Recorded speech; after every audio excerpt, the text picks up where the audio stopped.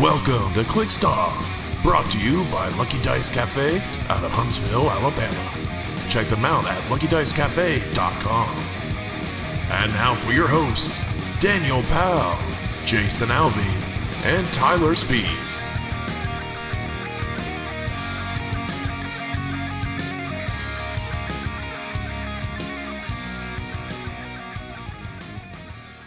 Hey everybody, welcome to Clixed Off today. This is your host Daniel Powell speaking. Just want to let everyone know that Clixed Off is brought to you by TrollandToad.com, the world's largest Heroclix retailer.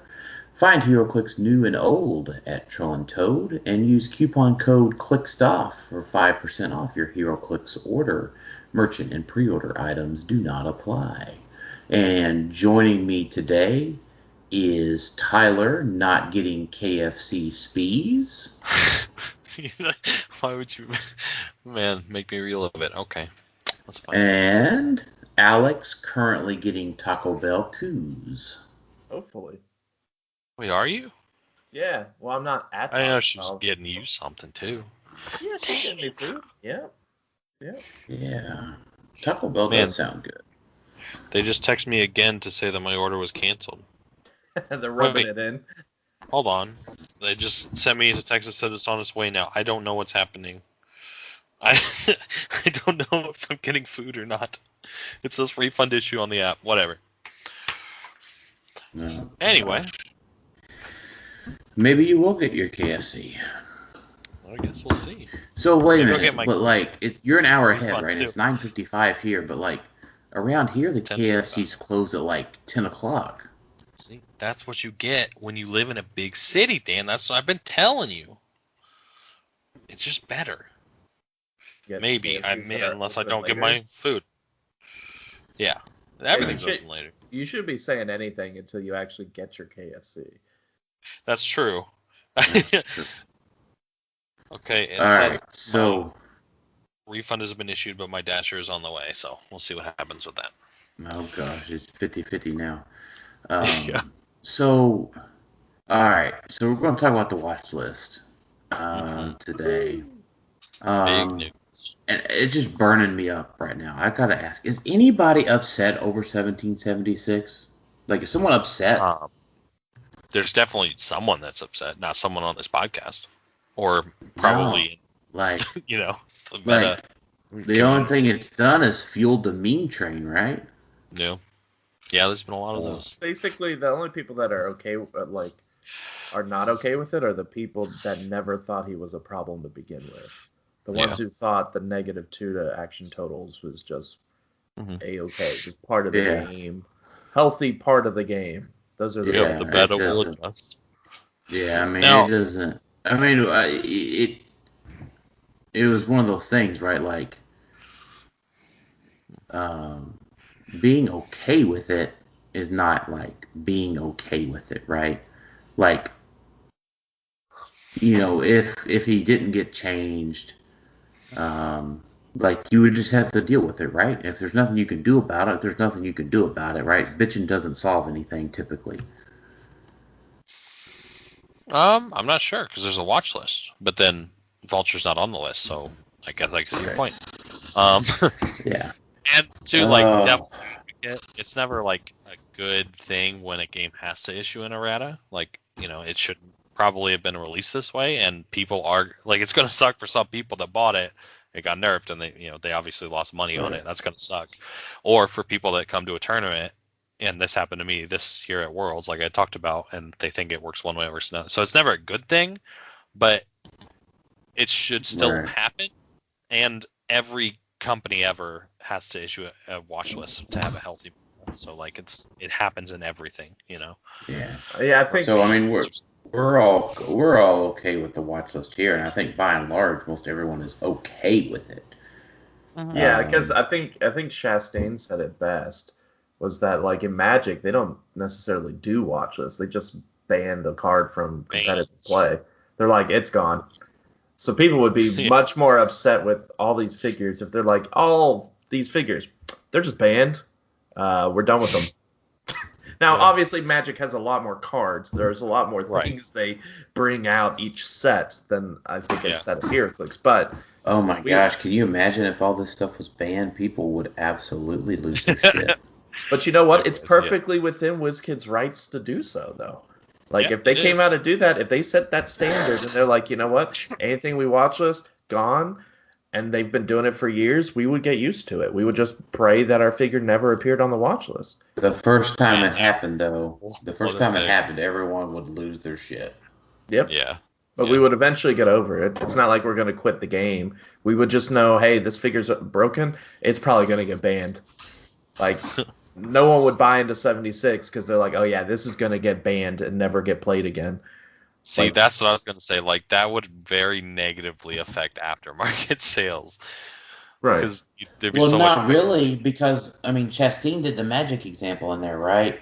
Mm-hmm. And in our question thread tonight, and he was like, oh, yeah, some bullshit something card was $100, and you needed 4 of them, and, you know, you got to play with them a little bit for a couple tourneys, and then they're, like, banned.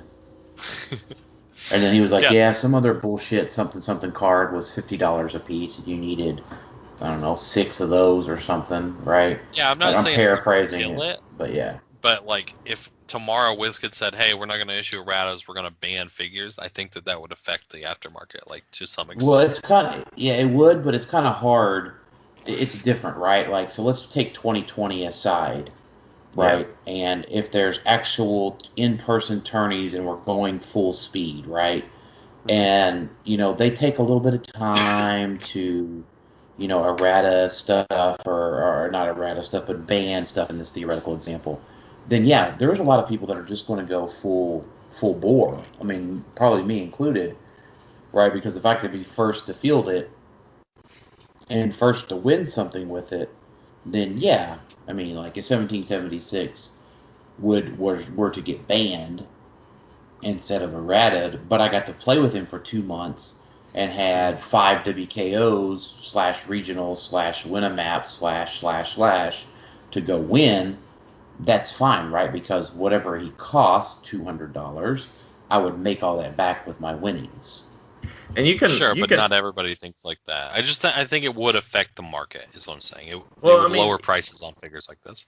Even in today's market, where we're under the expectation that WizKids fixes things relatively fast for a company that has a competitive game, like a competitive physical game. I agree. Right, but because I mean, think of the Thomas Riker scenario. I mean, we found a loophole, and everyone went out. We bought a ton of them because we're like, hey, let's get on this train. And they shut it down pretty quickly because it was, you know, it was too far to, like, there's either too far and then there's some that are just like, well, this could be competitive. Okay, it's too competitive. Whereas Thomas Riker was there's a big difference. Crazy. Because everyone's like, well, why isn't Psylocke on the watch list? Well, it's like WizKids routinely fixes things that are obvious wording errors. Yeah. For everything on the watch list, there were no wording errors. Yeah, it's working as intended. It's just too powerful. That's right. Well, except for Tri-Sentinel, I guess. Well, at the time with Tri-Sentinel, it was fine. The problem is that a ruling then made Tri-Sentinel's wording not fine. Because they made the Black Panther or whatever ruling it was. Yeah, it was Black Panther, right? The whole you can use Pulse Wave even if he can't be Pulse Waved. Once that ruling came down, suddenly Tri-Sentinel, Iceman, all the old Colossals, not all of them, but the ones that had this, suddenly their wording didn't work. And so that's why they needed a fixing, but an errata wasn't going to be good enough because they were so established. They've been played for so long, they needed an official watch list change. So yeah, that's probably fair. That's fair. I mean, we've been saying that Tri-Sentinel should have been. Well, we could talk about it, but let's just go down the list here. So erratas were issued on Tri-Sentinel, Iceman, Chase Black Widow, Valeria Von Doom, Venom Groot, and 1776. And no errata was issued on Captain Marvel Super Rare. Are we all okay with that? Yeah, I think we're all okay with Captain Marvel. I mean, especially after so we haven't recorded since we talked about what I played at States either. Mm-hmm. So we might talk about that a little bit later, but we'll probably talk about that after the watch list. Will be a good time too. But Captain Marvel, I mean, unfortunately, she just dies. That's so. She's got 2 stop clicks. She just dies. I'll explain later in my Tennessee States report when we talk about that a little bit. The last time I played her, she didn't just die, but that was every time I played her, she just died. Okay. I think she's still really strong. I think Avengers has gone out of the meta a little bit. Like she's not even really played with Black Widow that much anymore. It's mainly the recruits and the shifting focus and the wheelie one. The bike. Yeah, the bike one. The 2x2. Yeah, so let's just go ahead and loop in back. Well, let's just go ahead and loop in Black Widow's errata, and then I want to expound more on talking about Avengers getting pushed out of the meta. So Black Widow, an errata is being issued to make Black Widow's espionage patient trait an activated free action with a tradecraft cost instead of a passive effect. Right, so you can't have your friendly attacks of 10 or higher rerolled, and opposing attacks of 4 or less can't be rerolled. So blah blah blah blah. That was a passive effect for her just being on a theme team, or if there was 2 other characters from the Black Widow movie set on the board. On the starting force. But now you got to remove 2 tradecraft tokens to have that effect for the whole game. Yeah, so you get she only starts with 5, right? So if you think about let's breaking down Black Widow play, is Black Widow really, she starts with 5, but realistically she only had 4. Because you always needed to save 1 for that heal off the stop click. Almost 90% of the time. I would agree with 90%. Right. Very high percentage of the time. There was sometimes you went. Now to me, there was other in matches where it mattered. There were sometimes you just burnt all 5 because you were just going to kick their. You were just going to whip ass and take names. In which case, it doesn't really matter, right? If you're just going to win that overtly, it doesn't really matter, right? Yeah. I was never in that situation where, I need to strip a power to try to win the game here. Because if I ever was in that situation, I never was really worried about getting fired back, right? Like if I needed to burn the 5th, it was because I was getting ready to win the game. Yeah, sure. So, or if it's getting down to time, right? And you even if you burn the last one, you still have a stop click. So if you're close to time and you just need to get that push, that would be another example of when you would do it. Right. So you're talking about, you only have 4 the vast majority of games, right? So now you get to remove 2 tradecraft tokens. Sorry, did I say 5? I'm at 4. You only have 4 the vast majority of games, not 5. You have 4. So now, basically, your move up is remove 2 tradecrafts, drop a recruit, strip a power. Now, from my experience, having 1 tradecraft left and then having the ability for those rerolls to be active, right? That reroll trait to be active. If you heal once, that puts her back onto super senses. So that's 1 more chance for them to roll a 4 or less. That's 1 more chance for you to get your super senses. That's 1 more chance for them to critically miss. It's 1 more stop click. To get your 1 more stop click, right? So you only have 4, and that attack roll situation was a very key part of that, because there was times where, someone had me on my stop click, right? I had healed and gone back down, and then they just went up and crit missed, right? And they didn't have any trouble alerts left or whatever, and I just won because of that, right? because she was on the board and she was that powerful. So now she only has 4 tradecrafts. We've established that. So basically, you have to activate all these things in the vast majority of games. So now she really only has 2 tradecrafts, and that makes her B tier now at best. Now, what do y'all think? I hard disagree. I think she is still A tier. She is not S tier or like A plus or whatever you want to say it. Well, whatever, right? She's one below. Yeah, if S is the top, she's A, right? If A is the top, she's B. I still think she's one of the strongest pieces in the format. There were times when like that power just automatically won you a game. Like, so for instance, if they're going to alpha strike you and they roll crit miss, you won that game because of that trait, like, wholeheartedly. But that doesn't mean that if that trait isn't there, that you're going to lose that game, because she still has good defense value. She's still very hard to kill. She still has great offense. So just because you won that game because of that trait, that doesn't mean you would have lost it if she didn't have the trait.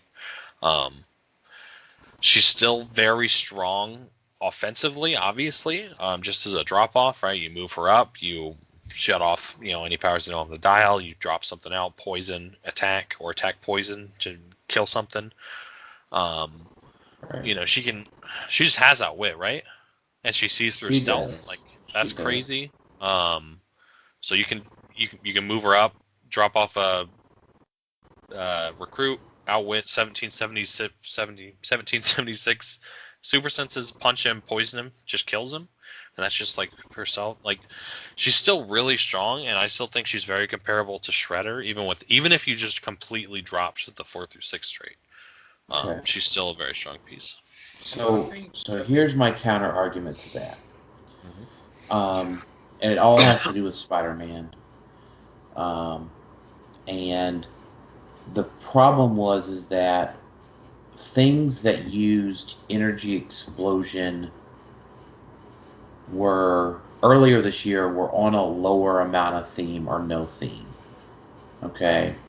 You didn't have a lot of Punisher War Machine play on S.H.I.E.L.D., and it was really comparable to an Avengers theme team, right? Especially if we talk about shifting focus and that sort of thing. But Spider-Man let Punisher War Machine get high. Robots were getting high, right? So that's Exospecs with Magneto. So as soon as you're able to get a big pulse wave with knockback and energy explosion, Black Widow gets neutered very quickly in those situations because her theme is not capable of becoming high enough to affect these other higher theme teams. Why does energy explosion matter to her? I mean, I know like you could hit her for because she has to be carried, right? Most of the time she has to be carried. She can move herself because if she gets hit for 2, she loses damage power. She can't use. She loses leadership. She loses outwit, and she loses the ability to create recruits. Mm-hmm. So that's true. So what I think with Widow is that I think the way she's used changes. I kind of agree with Tylor. She's still A tier. I think she might start seeing more play non-themed because you just ignore that power now.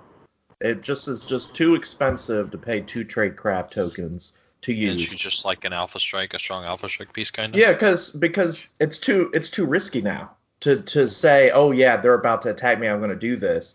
But then they could ultimately either just not attack you and wall up, because this whole meta now is more about walling up and playing slower.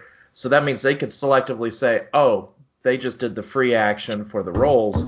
I'm just going to chill 2 turns and try again later. Like, so at that point, just forget about building her with theme, because that's the only power that needs her to be on a theme team, right? Everything else, she could be normal. I think that's right. Yeah, I'm pretty sure that's true. Yeah, that's right. So at this point now, it's like, okay, Widow's just going to be on non-themed. Like, I don't care about the set anymore or Avengers or whatever. Just play her non-themed, and then you just play her not as aggressive, or at least selectively aggressive.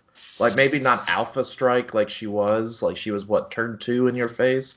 Maybe she's now more of a turn 3, turn 4, slowly move up, and then Alpha Strike. You're just not as aggressive. But I see her being played more non-themed, because that was the only thing tying you down, because it was such a strong global effect. And now that that's effectively gone, you don't want to build into that anymore. I don't feel like you do, unless you're still trying to play her super Alpha Strikey, where they have to react to you turn 2. But that's not where the meta is going, I don't think. With all the Marvellas and the paparazzi, you could counter that by just being like, I'm going to body block you, and you're going to drop your things, but that's okay. I could kill enough recruits to outnumber you. So the only thing I would think about in that situation is, like, she's 100 points on an unthemed. So now if you're weighing her against other unthemed things, right, that puts her in, like, the league of, like, Immortal Hulk. That puts her in the league of Captain Marvel herself, right, at 95. Punisher War Machine on unthemed, right? Vulture, Wineguard. Well, not so much. I'm just thinking about at that 100-point slot, right? So, like, it would be like Black Widow, Vulture, right? Oh, I see. You're talking about what she could be switched out with. I see. Right. Yeah. So if you're switching, are you switching out Punisher War Machine or Immortal Hulk on these unthemed teams?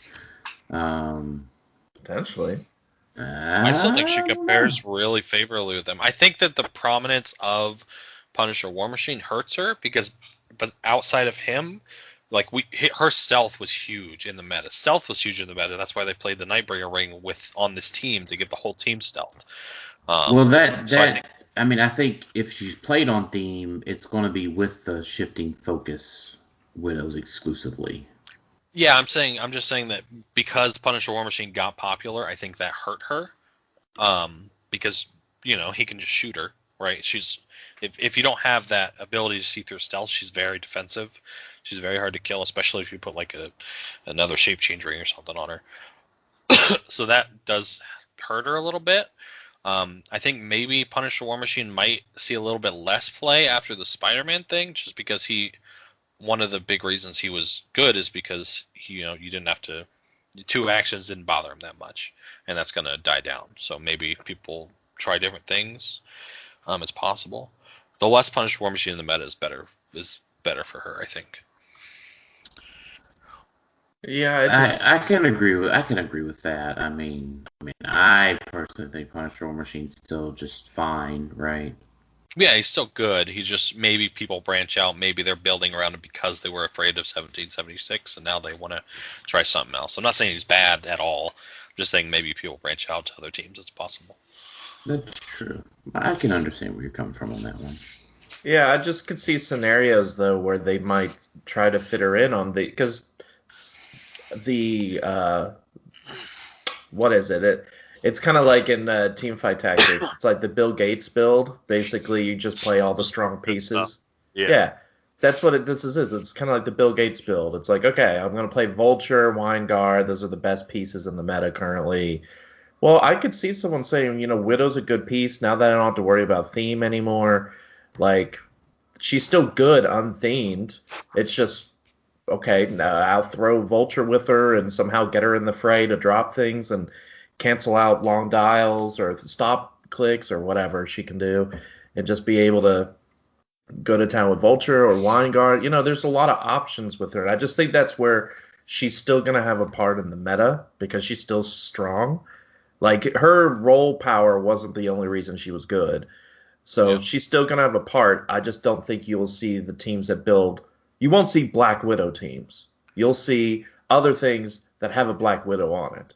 Is how I think it's gonna play out. Yeah, that's fair enough. But it's funny, Alex. I think I was going to start keeping account of how many times you mentioned Vulture is still good.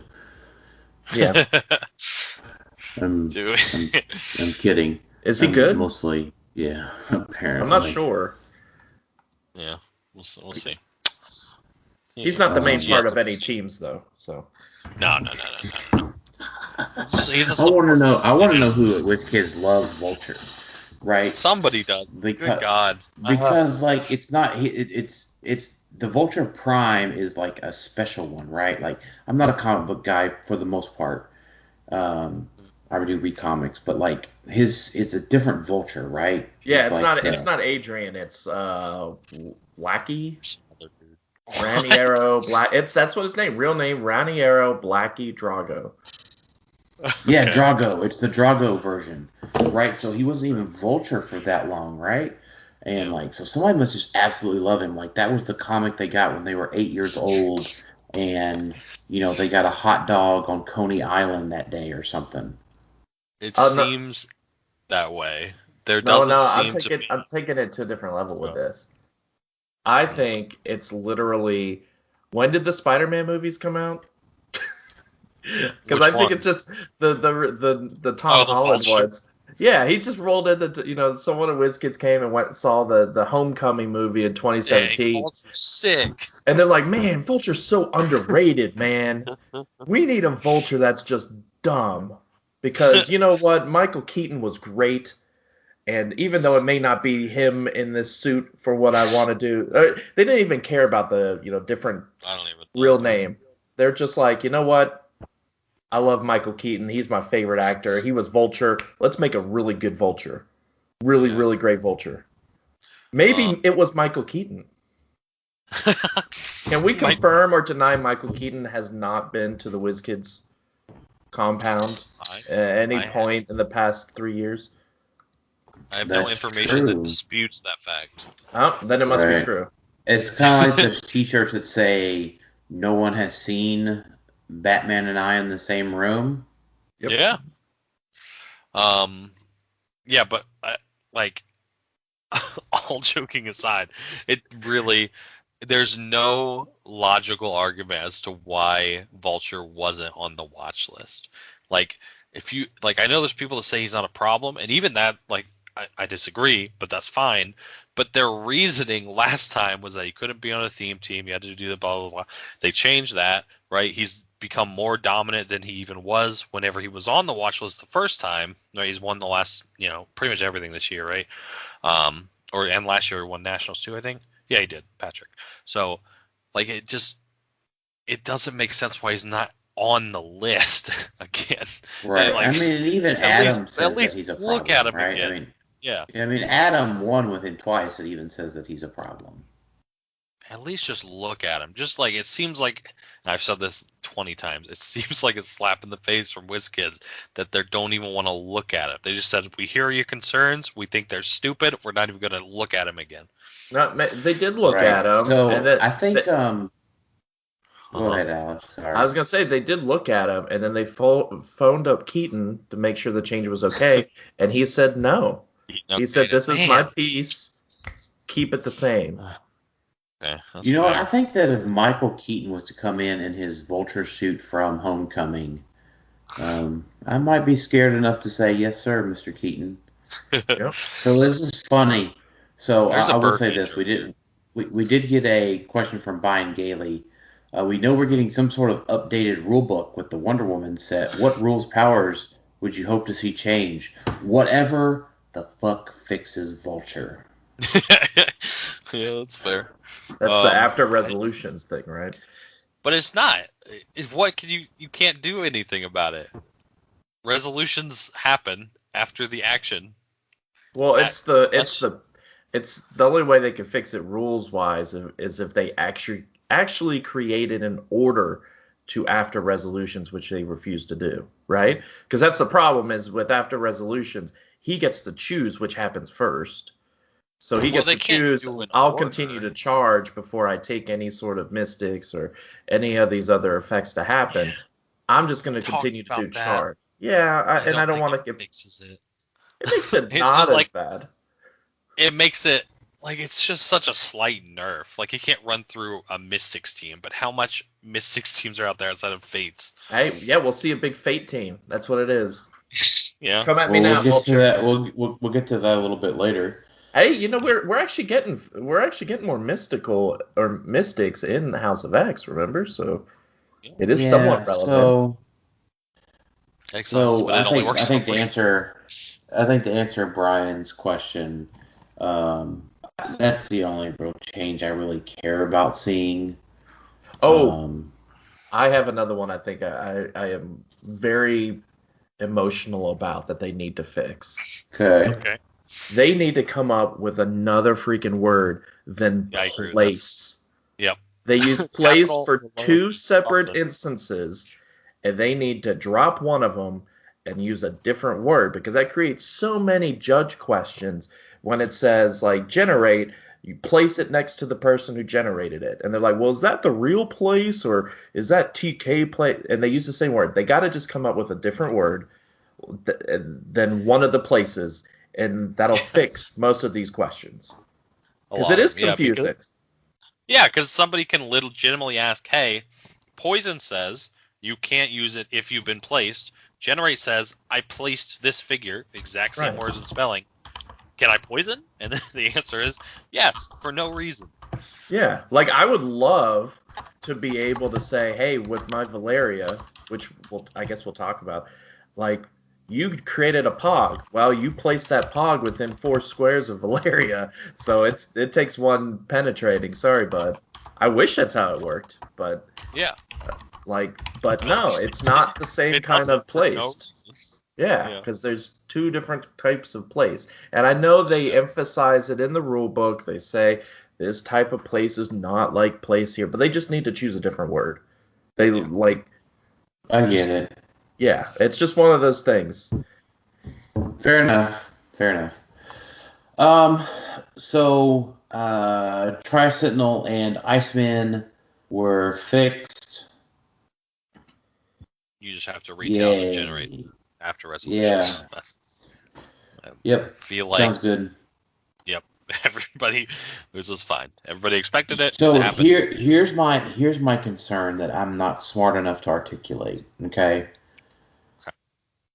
The wording of if he did. Okay. And I'm not smart enough to articulate this one, okay? But I feel like, here's what I feel like. I feel like Friedman is taking that if he did and comparing it to every word in the rule book and seeing if they messed up. It does seem vague, right? Because it should say if he did activate this power or like choose a target. If he did choose a target, then do this. Then that would be crystal clear. Right now, you're just kind of assuming if he did the rest of the sentence before. That's right. I think it would have been a better fix if they just worded it the way other things were. Instead of free if no other blah, blah, blah, blah, blah, they should have said if no other blah, blah, blah, blah, blah, then free. Right. I mean, this is a good enough fix that they can just put into the rules forum or everybody gets it. But, like, it's good enough. It's bad enough. It's good enough, like, it's like a 51-49 fix. Right, like it's 51 because the hammer of the rules forum says so, but like the 49% can edge out another 2% if they're not careful. Yeah, it's just how it feels, right? Like I have nothing that's vague concrete. Enough to scare, right? It's vague enough to be scary, right? Because I know what the rules loopholers find, and there's nothing negative about that statement, right? I 100% love our rules holders. I like that in their explanation for these 2 figures, they do explain that it was an unintended rules interaction. So they basically say, yeah, we ruled this other way, and because of the interaction with these figures, that's why it had to be changed. Like they're just not. This is an official WizKids communication, and it uses the term fizzle. Okay, that's official. Fizzle is a game term. Fizzle. All right, it's right there. I can't wait for them to use the word counter at some point in the future. They used it in quotes though, so it's not legally binding. Oh, okay. Fizzle. Damn it. Yeah. All right. Yeah, makers of Dragon Quest can't go after them or anything for using fizzle. All right, so pretty quick here, at least for me, right? Valeria and Venom Groot were fixed in a way that I would have expected them to be fixed. Yeah, it's a little sad. It's obviously, I agree that Valeria needed change. I think Venom Groot might have been hit too hard. He's the only one on this list, I think, that is not probably meta play anymore. He's still close, but making him unique hurts him. Making his trait unique. Yeah, I don't think that was necessary. Yeah, he's not. You can still play multiples of him, just to be clear. Right. Yeah. I don't think that was necessary. Because that's pretty much all he does is that one gimmick. Valeria, does 15 other things, and she's 30 points. So, whatever. She's still really good. I think he's the only one that might have been over nerfed, and it was just because of Valeria. But I'm not like super upset about it. It was a little sad. Yeah, I agree. I think the only time Venom Groot will see play now is if Venom Doctor Strange sees play, which he has occasionally in smaller tournaments. Right. Because lower point, he's the only figure lower point Venom Doctor Strange could bring anybody in. So the lower point Doctor Strange, right? Venom right. Doctor Strange. Yes. So I will go ahead and say this, right? I get that offensively, Valeria with the spin ring was very good for killing retail and doing chip damage. The top level players were using her. Well, it's pretty much Adam, right? I mean, Adam was using her to probably the most effective anyone. But even with this errata, I would say out of all the characters that got an errata, she is the highest of still playable. I agree. Maybe Tri-Sentinel? They're pretty comparable. Probably. I mean, Tri-Sentinel's still kind of the same, right? He's just as good as he was before, technically, right? When he wasn't being used by the exploit. And he was still one of the best figures before that happens, right? There were teams built around him, so. Right. But she's still super good. Leadership, Perplex, Conditional, Outwit, Voopy thingy. Leadership, did I say that? I mean, I'll say it again, right? Perplex, Conditional, Outwit, Leadership, Voopy thingy. Gosh, she's so phenomenal. Phenomenal. She does so much. Yeah. She's just not being strong-armed into being an offensive piece. Yeah, you don't give her a Mandarin ring and she's now beating the shit out of you upside the head with it. Yeah. She's very much what she's intended to be. Which is a very, very, very good support piece. Probably the best support piece in the game. You still might give her spin just because, she gets TK. Right, spin's very good, by the way. I mean, let's just not be like moving someone continuously for one square or TK. I mean, that's really good for 5 points. And an equip, which she can do by herself, right? Yeah. It's still probably the best. If she rolls a 2 or higher on her Voop, she can equip herself. So. Yep. Super good. All right. So in my explanation, 1776 got a mud hole stomped in his ass.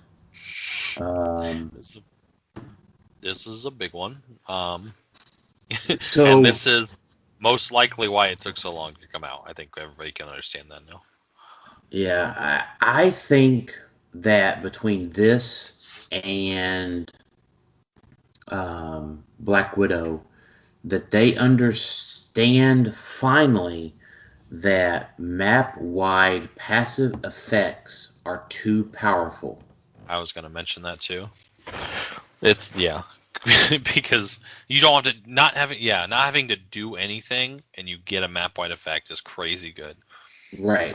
So I'll take that as at least some sort of acknowledgement that Nighthawk Prime was too good.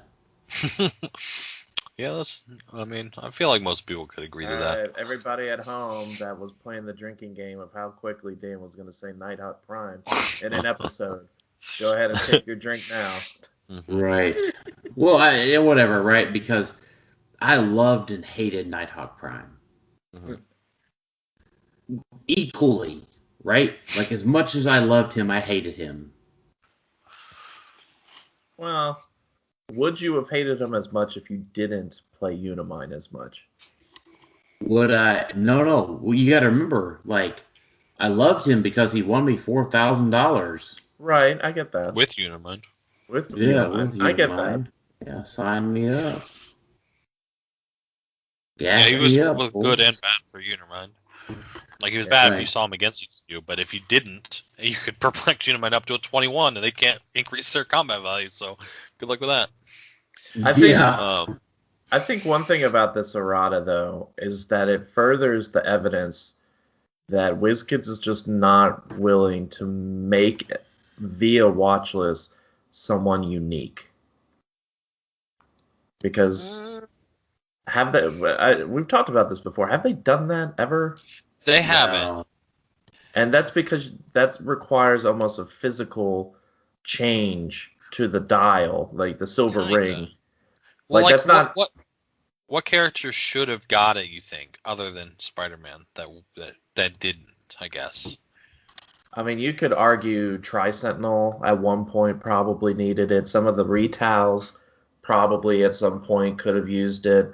But they weren't even watch listed, so like I know. I get what Alex is saying. Like Giant Girl probably should be unique. Like Wendigo, some guy posted a big ass explanation on one of the trade groups about why Wendigo should be unique, and I'm like, that makes sense. Well, yeah, but like I disagree that this is evidence that WizKids thinks that, because if WizKids were to put Wendigo on a watch list and then not make him unique, I think that would point to that. I don't think this one does. But I think we all agree, like, we would have been okay if they made 1776 unique, right? That wouldn't be. Good. I was gonna say that wouldn't be as inhibiting to the meta. It still would. You'd still have to think about them, but you weren't getting hit with 2, which was definitely just hurting people. No matter how much you prepared for 1776, 2 of them just ruined your day either way, because not everybody could do the +1 with Fate. So you had leadership. No matter what, you had 2 actions. Where if you only had to worry about 1, okay, well, I just got to make sure I have a leadership so I have my normal 300 points, 3 actions. You have to make sure you have a leadership that's not within 6 of him. Right. Yeah. I think that if they would have made him unique, most people would have been okay with it, probably myself included. But I think that this is a much better and more game design friendly change. I think it's what Stan said. You know, they don't want to have just a free global effect without you having to do something with it. Right. This makes you have to be aggressive back. I think it's a better change. Somebody mentioned you can put Exospecs on him and Flurry with him, and then you get 2, which is kind of a cool interaction. Yeah, or the Waldo arms, the free attack, or the Octopus arms as well, right? So or he isn't some Christmas present with close in cap. Just saying. Right, or even so, right? Mind control or mind gem. Chase Jean Grey. True. Right. So anytime he hits with an attack, right? Now I get that the thing is that it takes him an action to do that now. And by the way, I think we posted it, right? But everyone instantly thought about it. Fast Forces Penguin in Golden Age, right? Like Fast Forces Penguin causes so many freaking interaction problems. So I think let me ask you guys this. Out of everything they could have possibly done, which obviously one of them is just retire him or just delete the power completely, do you think they they went too far? No. I don't. I think it's still I think they did. They I think it's still nerfed a really they nerfed playable Faust piece. less than this. What? No. Outside of No, I banning, think he's right. ignore the banning thing. Yeah, ignore the ban. But Faust, The spouse. orange power, the energy dampeners, they made it to where you have to be within certain range, right? That was no energy dampeners were still okay. map Then wide. it was the other power. The Then. dampener was the dumb one. Yeah, Yeah. all the other The red the power, special right? the symbol powers. That's right. The symbol powers all got changed within 7. All of the colored powers that him and Doctor Strange shared were still map wide as needed. Yeah, so the problem is you can't really do this power within like 6 because that doesn't work with action totals. But like I feel like there could have been, I don't know, making it hit. I don't know. I feel like this just makes him too bad. I don't know. I think this makes him a solid meta piece. That's what I think this makes him. Well, he's gonna be regardless because of his team ability, like his whole Spider-Man bringing him into the Spider family. He's gonna be playable. That with his leadership and all perplex, he's always gonna be playable. Before his dial is very good. It's a very good 50-point dial. Like right, we even probably said all of that right before, right? Like if he just didn't have his action total thing, he's still completely playable. Yeah, yeah. I mean, the only thing he doesn't do is bring in a free ID card for 3 points. Yeah. Yeah. I think no. I don't think they nerfed him too much, but they did nerf him a lot. Yeah. Because he's still. I mean, the thing is like he still shuts off leadership or autonomous within 6. They didn't touch that at all. Mm-hmm. Okay.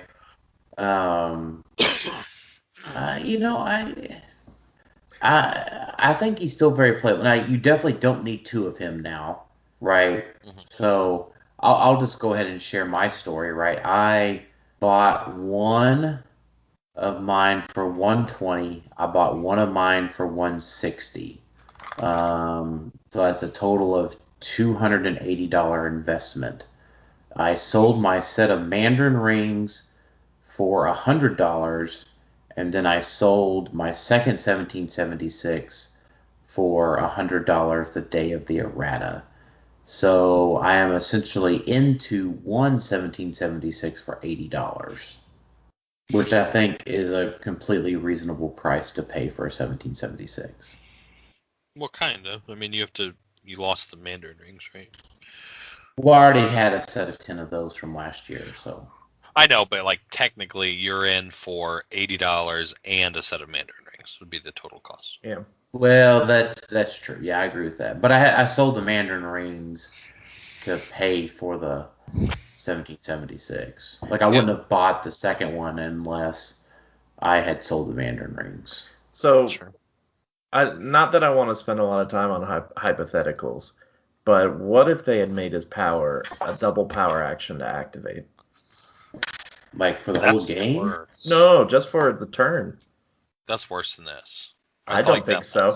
He is not an aggressive piece. He's always been played in the back, unless things got real. He's been played in the back because he's a global. Exactly. No, that's what I'm saying.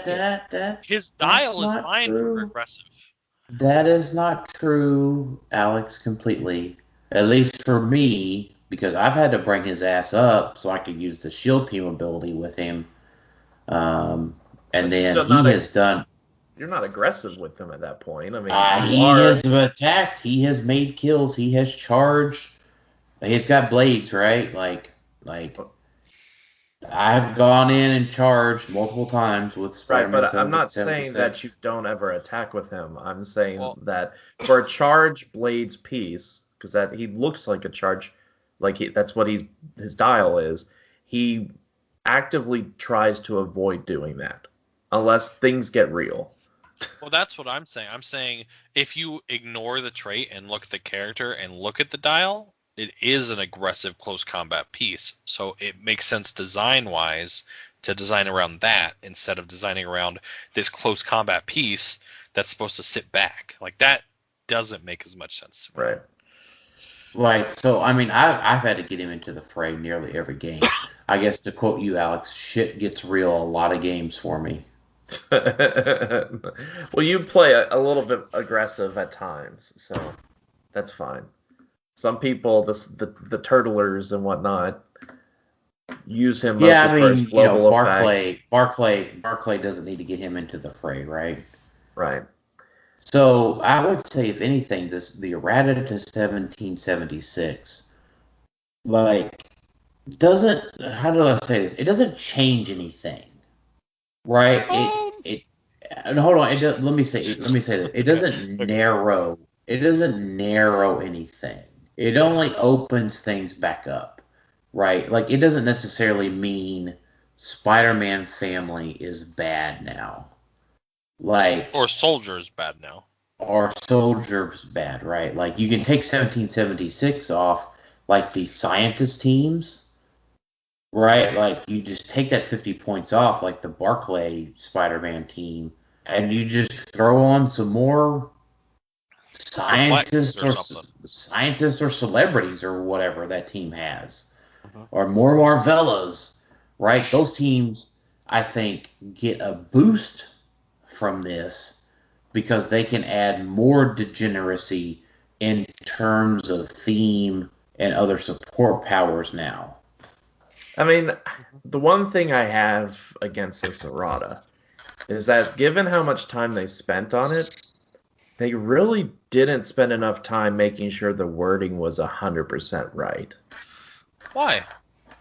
They should have said hits with an attack, or like more specific. Like, they gotta understand nowadays, considering how many erratas they have to do, they have to be incredibly articulate with how they word things. Or they have to say when Spider-Man 76 hits an opponent with an attack. Because they even because like you said, they have the Penguin thing. Nowadays, you could just give him a freaking liar ring and he could just mind control Jean Grey, and that counts because he hit. So that means that action activates. Not that you're playing it with Jean, but you're assuming that they didn't consider that. Like, that could be fine, because then it's not a global passive that costs you nothing, right? You're investing a lot into that.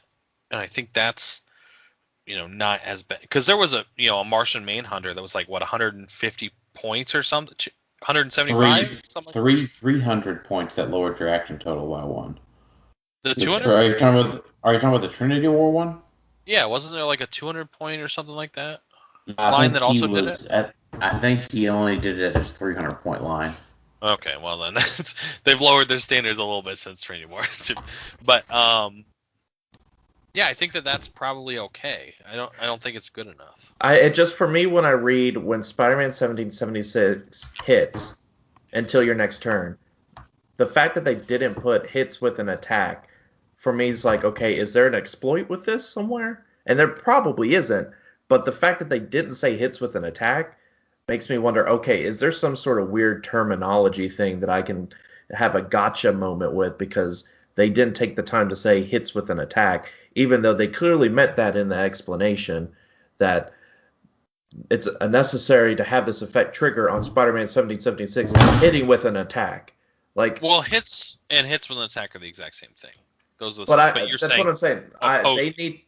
They need to. Well, no, I think this just shows that they need to spend extra time making absolutely sure to future-proof themselves, because they could have something down the road where you have to hit something, or who knows. My problem is that I want it to be, I like the wording to be 100% exactly clear against everything else. So if you have something that says when they hit with an attack, I mean, is there a lot of other pieces that say when they hit? I may be wrong, but I feel like most of the things say when so-and-so hits with an attack. I don't think so. I don't think there's any sort of definition between those two things. I think they're the exact same thing. Okay, so it's half that and half of the opponent thing. Like, I really do think they need, if they mean it to be you hit the opponent, then they need to say that. Well, yeah, but they've made things that say when you hit an opponent, and they say things that when you hit. So clearly there is a definition, a distinction there, and I think that maybe WizKids wants it to be like this because they like having combos like that with the Liar and the Gene or something like that. I don't know if they even thought about that. It's possible. It's entirely possible. You're making the assumption that they haven't, I guess is what I'm saying. Right. Yeah, no, I agree. You agree with who, Dan? Pick a side. Which I agree with Tylor. Woo! I'm done. Right. See you guys. Yeah. It's a valid. And mainly I say I agree so that we can move on. Scooch it along here. Scooch it along. Real quick, I just want to say all of these pieces are still meta except for possibly Groot. I think these were all really good changes. That's right. And Iceman. Iceman hasn't ever really been. Yeah, so Charles Constant did ask, what figures on the watch list are still meta-worthy after the errata? And then to what Alex said there, Iceman does have the X-Men keyword, so we can't completely write him off given the new set coming up. He's the cheapest and probably best X-Men filler. He's exactly as meta as he was before the watch list. That is Which correct. is nothing. Yeah, no. I don't think it's nothing. As of right this moment, it's nothing. House of X could completely change that. I'm thinking that theoretically with House of X he could be better, but you're right. Pre House of X he was nothing since ID cards went away. Michael, and we'll just do a couple of questions here that were watch lists are rated. Michael Broderick, to me it sucks because they should have never made his special reduction power to begin with, while Valeria was an unseen kind of loophole. 1776 was a rule breaker, and which WizKids should have said no to begin with. That is correct. Yeah. I kind of agree that he probably shouldn't have been released, but again, every company that has a stable metagame does, or somewhat stable metagame does this. Like, it's gonna happen. So I'm not super faulting WizKids. It was a mistake, but there are mistakes that are going to happen with releasing 1,000 figures a year or whatever. Not 1,000. See, I'm in the wheelhouse of thinking that their idea with it was noble and right. It was just the actual way they handled it was wrong. Because if you think about it, they're starting to pump out more and more things that give you additional actions per turn. The Fate, the few other things. So they're like, hey, we're adding more things to give you more actions. We need to add things to make it where you don't have those actions. But they didn't limit it. Like, they didn't make it to where any action over 3 -1 or something like that. Like, they made it a complete counter to just normal teams. And that's where they went wrong. If it was limiting to, like, hey, to counteract the Fates, or, I think even there's an X-Men one, I think, also, some of the team-up cards. I think it's an ongoing thing that they're going to keep doing where they add, +1 to your action total. So it was a noble idea. It makes sense to have a counter to that, but it was just too strong because they didn't word it right. They should have limited the extra, not just flat 3 or whatever. Yeah, I agree. I don't think limiting actions in and of itself is a bad game design. I think that it can be done in a healthy way. And for what we've discussed earlier, Drew Cotton is commenting and getting back into the game a little bit. For those who don't know who Drew is, he was the one that did the first couple episodes of Clixed Off before he handed it off to us. So he's from Cincinnati, right? He is, yeah. And I bet you he got KFC tonight. Jason, damn it! Yeah, Jason Allen is trying to get back into it as well, so that's big news. Drew, I think, was already out of it, Tylor, by the time that Cincinnati Rock happened, that 400 limited one.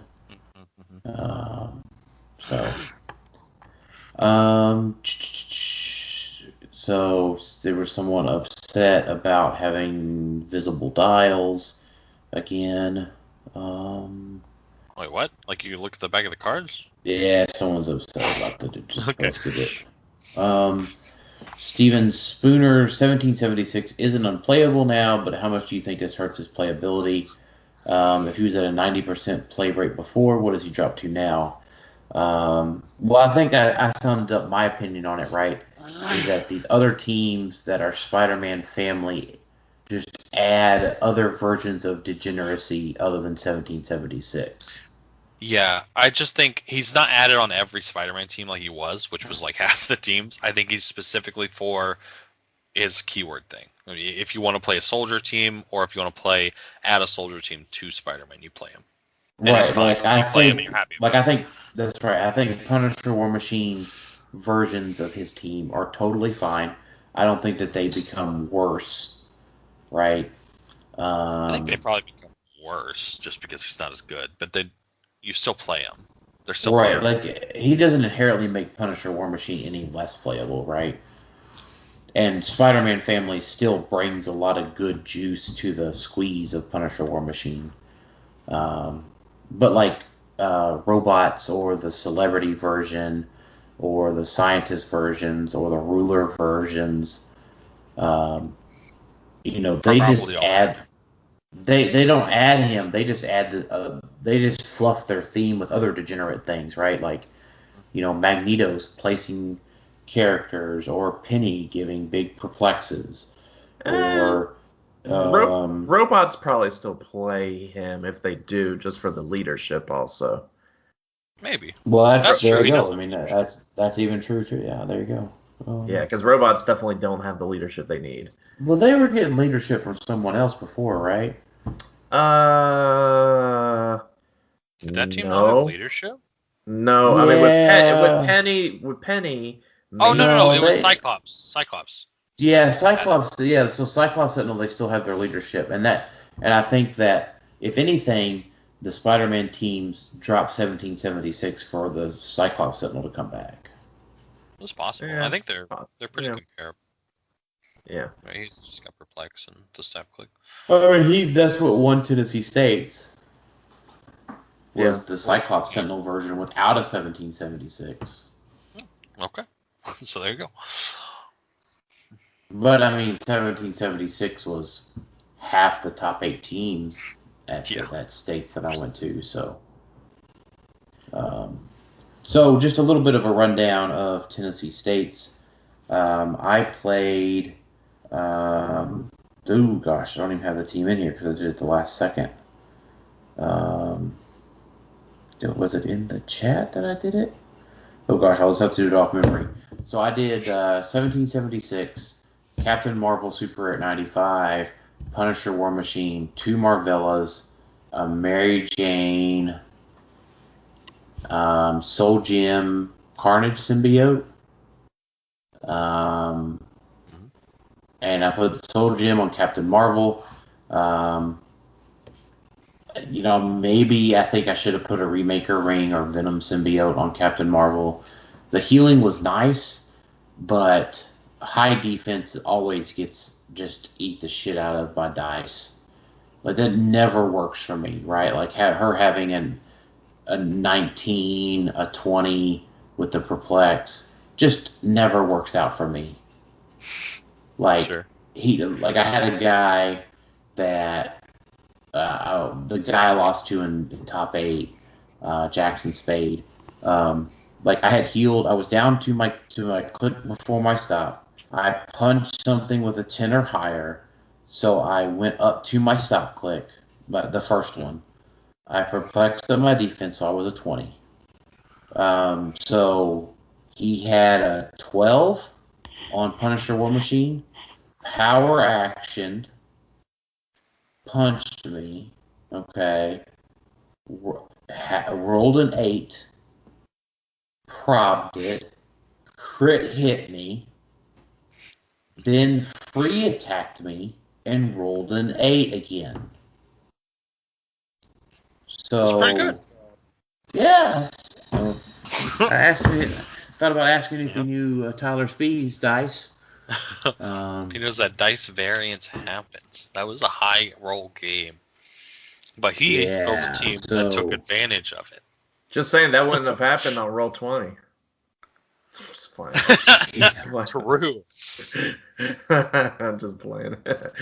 Everyone hates roll 20 dice. That's the only reason I wanted to say that. Right.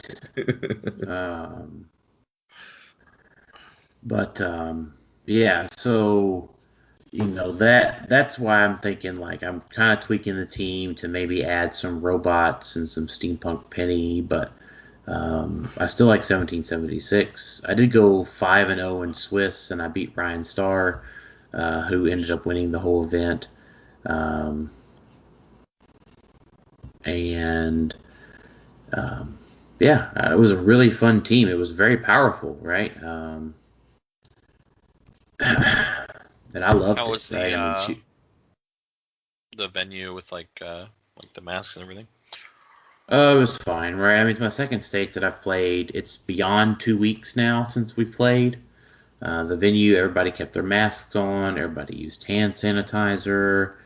I felt safe. This particular venue had food there, so I didn't even need to leave and go anywhere else.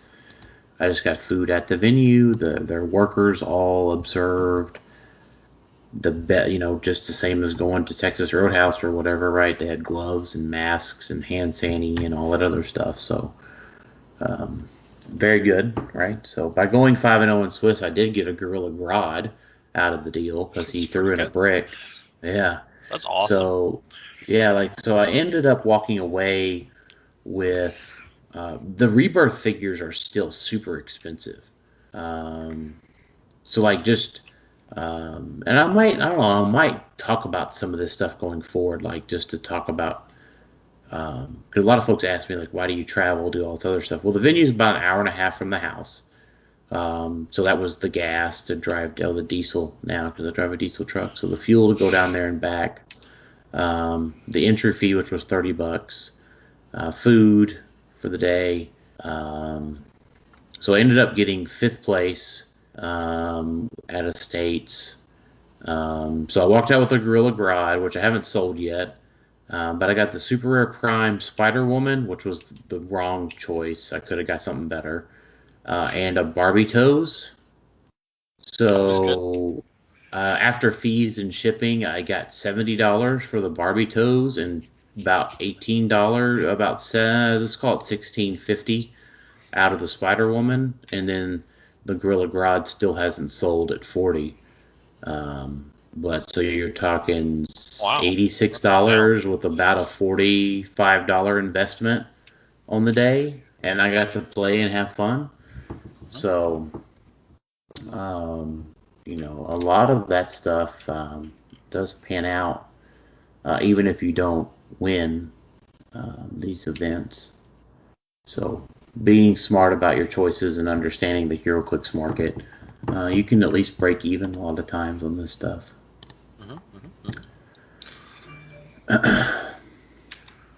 Good. I was gonna say, and that's during a downtime that you were. Yeah, there was 17 people, I think, that showed up to this one. Yeah. But I mean, downtime, that's pretty good market wise. No, it's not a downturn market wise. Heroclix are super expensive right now. All collectibles are super high right now. There are people. No, I would disagree. All collectibles are super hot right now. Pokemon cards are pretty good. Well, Pokemon cards have a different thing driving them. The Twitch, YouTube bonanza has taken on Pokemon cards when people realized how much they're worth, like especially the old ones, and now people are buying old ones, and just it's become almost like people don't obviously for people to watch. Yeah, people don't buy Pokemon cards nowadays to play Pokemon. They buy them to flip and sell, resell them. Yeah, which that does not happen in Heroclix generally. So, I would, the market's just kind of weird, right? Because you've got the people who don't, you have a lot more people that don't believe in owning figures currently, because we don't know when we're actually going to be able to play again and when figures are going to be needed to be in hand.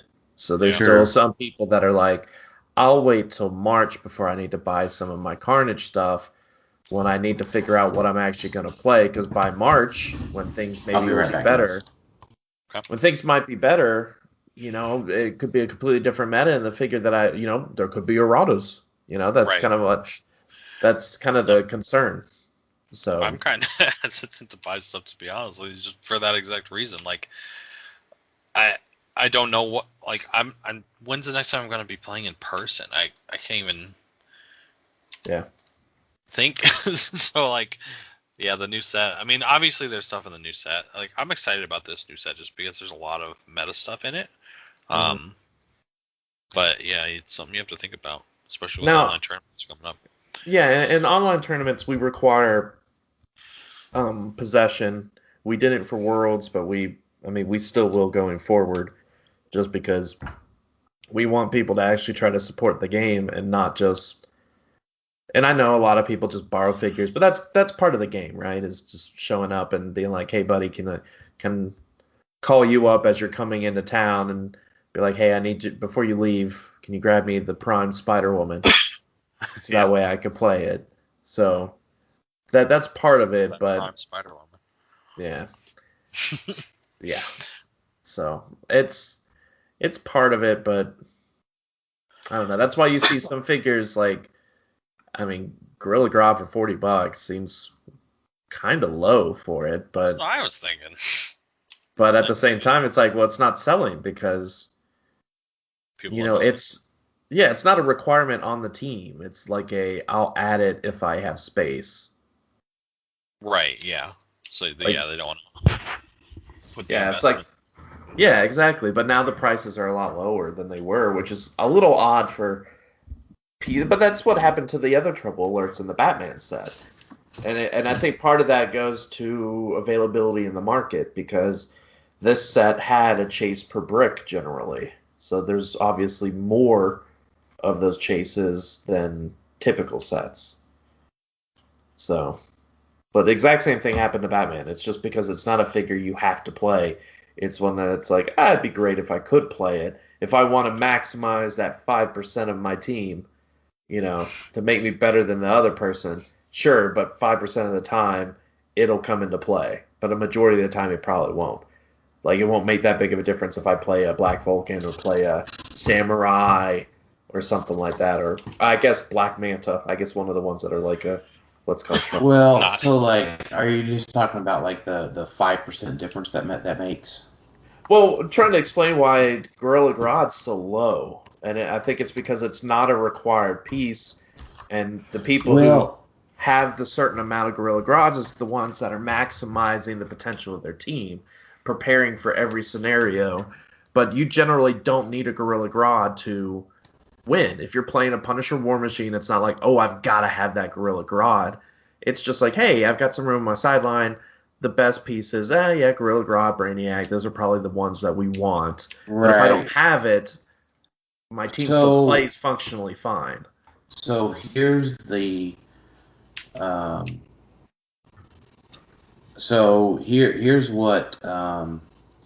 here's why I needed a Gorilla Grodd. I'll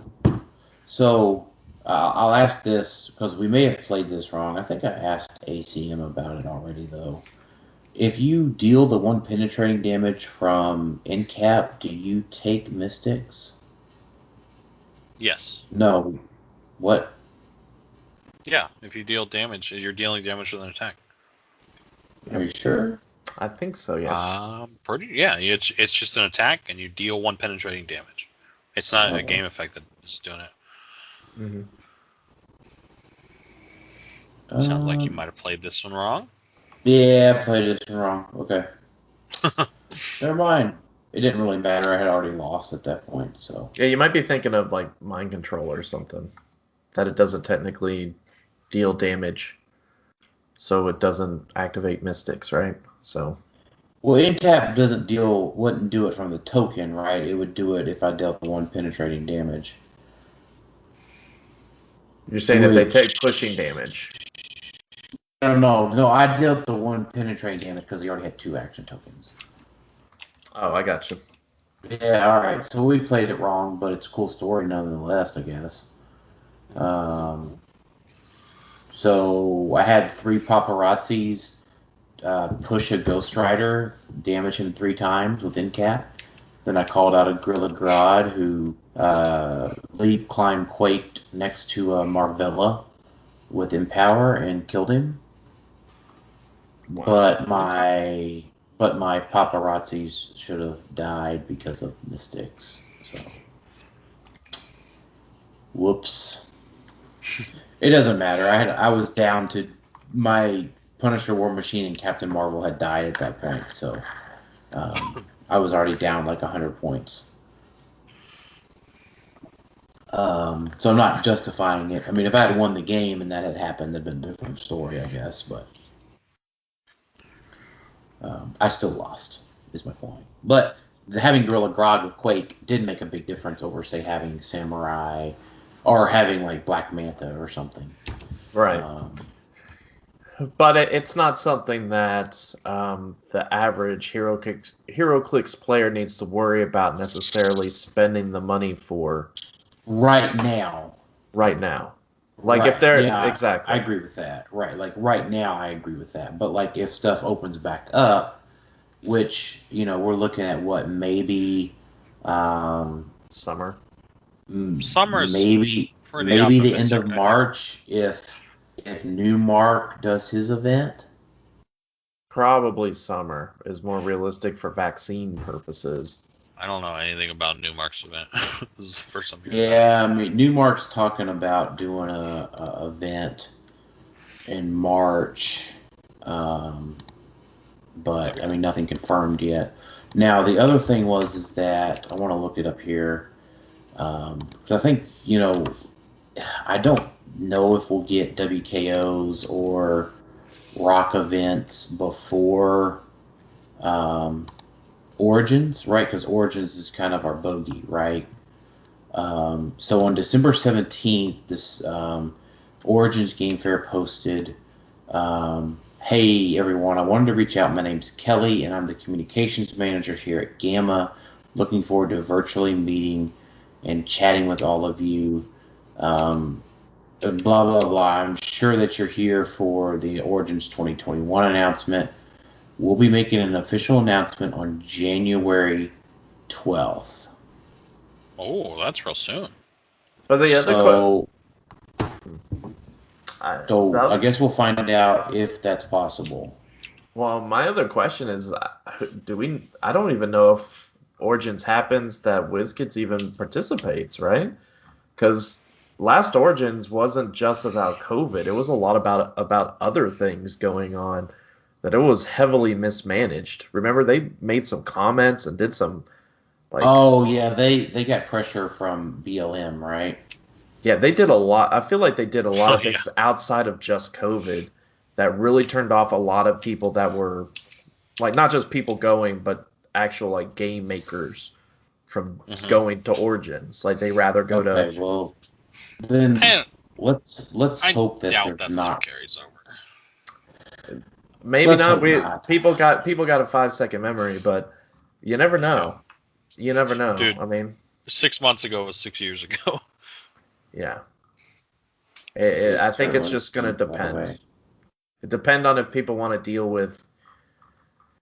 I mean, honestly, I doubt they even do Origins. The risk is just too high. They don't want to make another step up or a mess up, I guess.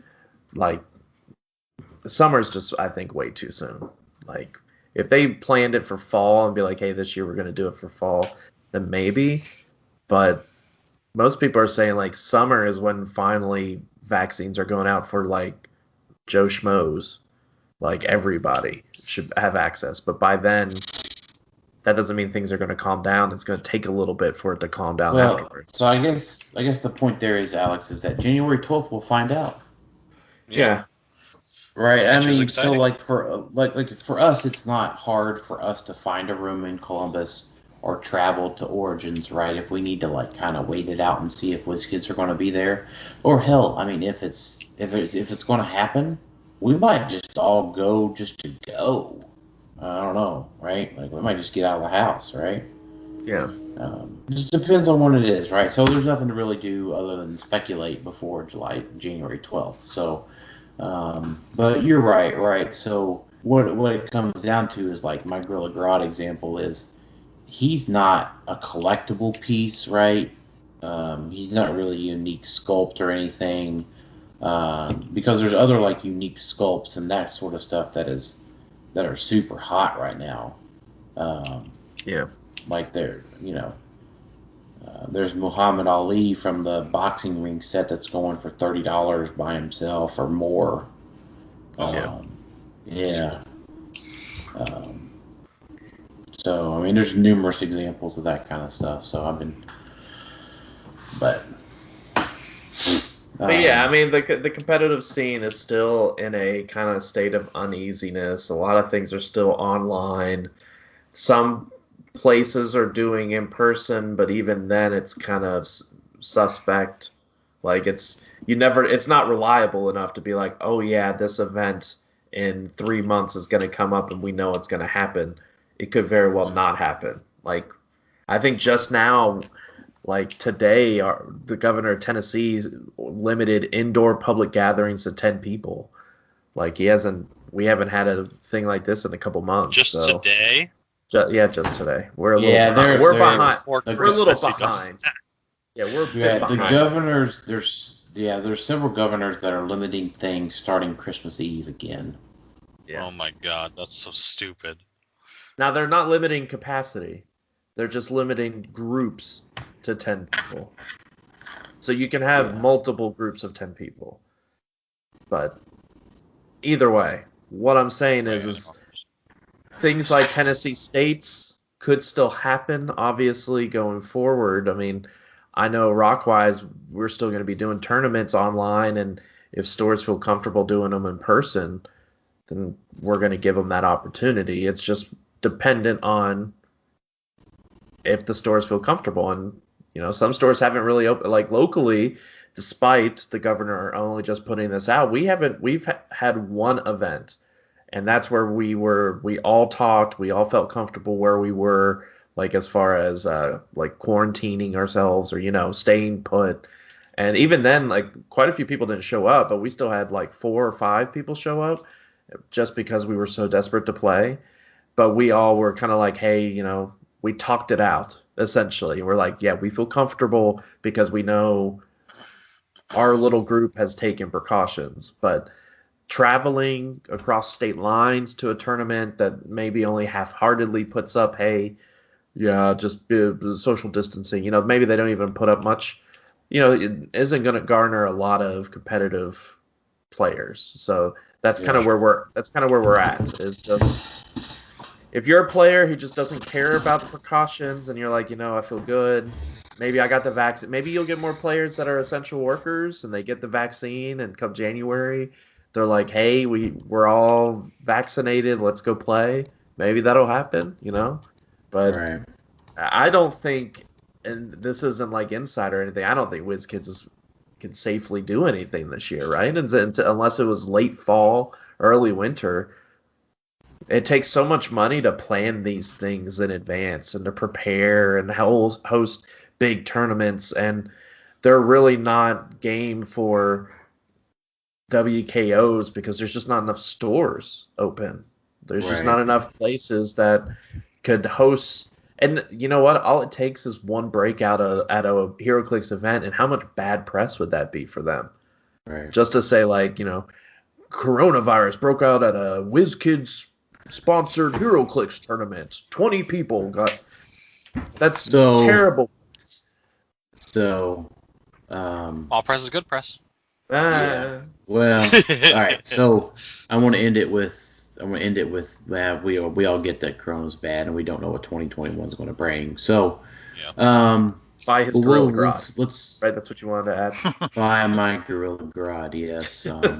If I really wanted to go all out, which I might as well. Whatever. It's Halo Man Online is my eBay store. I got a bunch of collectibles up there. Feel free to check it out. Whatever. If you don't want to, that's okay too. But I've got a lot of, it's crazy, like, just as anecdotal, like, a lot of collectibles are, like, going through the roof. Like, I'm purging a bunch of stuff to, one, get a new garage door and buy a zero-turn lawnmower, so I don't need action figures right now. because I live out in the country and no one's going to look at my action figures, and I don't want to look at them anymore. So, but it's just crazy that some of these things that I bought for like $20-$30 are now like $100+. But there's also some things that I bought for $10 that are $1.99 now. So it kind of evens itself out. But it's pretty wild how some of these collectibles have gone up in value. But on the more positive things, let's talk about some of our House of X stuff now that we can play with 4 actions reliably. Now that we can build teams and know what's going to happen. Right. So I think the first thing I wanted to share was Juggernaut, right? I mean, Tylor's got to play Juggernaut until he wins Worlds with it again. I said win a major. Win a major. Let's not. So what's the majors like? Rock Worlds, Whiskey's Worlds, Nats, U.S. Nats, and depending who you talk to, either Canadian Nats, which is a little iffy, or the Chicago. Well, Classic. It's not the Chicago Clix Classic because that's just a rock regional. Yeah, but it pulls more than Canadian Nats. They got like 50-some people last time. No, it was 30-something last time. No. Me and you went? Yeah, wasn't it like 50 people? No, it was 30-something. Okay, that's somewhat Canadian. Let's be realistic. He has to win Worlds with Juggernaut so he can make Whales. And then he has to win with the Whales at Worlds so he can make Juggernaut. And it's just a continuous cycle. What if I just made Juggernaut again? Piss everybody off. So what I would say is part of them calling the Chicago Clix Classic a major is just because of Pat's Chicagoan ego. Well, though, he wanted to make it like the original idea was to make a 4th major because that's what he wanted to do. And then on the first one, he pulled like 30-something people. So I mean, I'm not putting it out of the realm of possibility. All right. If that's your definition of winning something with Juggernaut, then that's fine too.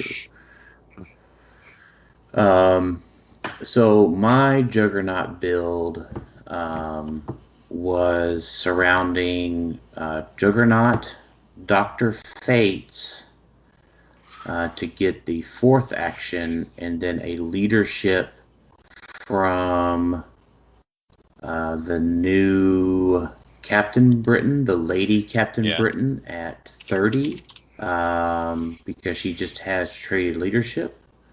And then she can also remove a action token from a friendly character within range of 3, which is X-Men. Yeah, well, it could be higher. That's herself too, though. Yeah, it could be herself. It could be maybe something. It could be Juggernaut. Okay, so you're at 235 with that build. What do you fill it out with? So you have to you have to put on the Ock arms. Yep. So that's 245. So I think that leaves you with, do you want like a big range attacker to follow up with? But I think you kind of need some extra perplexes and that kind of thing to fill out this team. Yeah, I think you need perplex because I don't think 11 for 4 is enough on its own. Right. I mean, you do get it twice, but. Right. So I mean, that still gives you things like. You could do Alex Wilder. Yeah, like Alex Wilder's a thing. I was also thinking Sheriff Strange. Yeah. A couple Billies is never too bad. That's right. Billy, you could probably maybe squeeze 3 Billies on there, but 2 Billies most likely. But probably 2 Billies. Because 13 for 4 is plenty with Battle Fury and removing perplexes and that kind of thing. Probably. You got to think that 11 for 4 is not bad whenever you're removing all of their perplexes. Yeah, true. That's true too. And Right. if So you you're need only to, worried about things with reflexes at that point, right? Because 11 on an 18 is not bad, right? If you're turning it into a 12 on an 18, you're probably okay with the combination of super strength, knockbacking, and all this other stuff. Super strength helps a lot, especially because it can pick up an item if you just want to, if you just need one big hit. Right, perplex someone for 6, right? Yeah, that's not bad. That's not bad. So, I mean, that was my kind of initial idea, and like, I think like that sort of team like instantly becomes an archetype, right? Like, I think that's super accessible. It's a couple of super rares. Like, I expect Juggernaut to be $50, $60 around release, but the Captain Britain lady probably pretty cheap. The Fates are cheap. The Billies are cheap. The Ock Arms are cheap. Why do you need 5 actions with this team? I don't get it. Well, because it's always what can you do after your first hit. So if Juggernaut goes out there and does a thing, what happens after he does his thing? Right. I don't know. Maybe Juggernaut dies, right? But then then maybe you need to be able to TK up another attacker, get Captain Britain into place, move up through a couple of other actions. It's always about, you don't need the 5 initially. I think you certainly need the 4. But I don't even know if you need the 4. Well, I think it helps you keep rolling afterwards. Because even on my Batman Prime version of those teams, it helped to keep rolling afterwards, right? Because you were able to start attacking with the Fate clones, right? So you were just kind of not autonomously, right? But you were racking up a lot of actions, being able to just go 10 for 6 or 10 for 5 or something like that. Yeah, I'm kind of with Tylor. I'm not sure about the Fates. It's a flexibility thing, right? It's nothing that I can definitively say that you need the 5, but I do like the Fates. Like, I almost would like it a little bit better if 2 Fates. I almost like it better if you had a long-range attacker of some sort to at least utilize the enhancement. I mean, I know you could use a Fate, but I don't know. Yeah, Fates are 10 for 6. Is it 2 Fates that give you +2? Because I like 2 Fates with them, because then you have double TK options and stuff like that. Right. But then that leaves a lot more for perplexes or maybe like a retail. That's what I'm saying. Only whatever's the minimum to get the.